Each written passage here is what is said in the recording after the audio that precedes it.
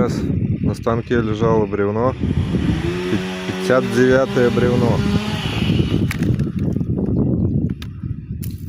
У этого диаметр, по-моему, даже больше 60. 65-е, 70-е где-то. Вот такое бревно.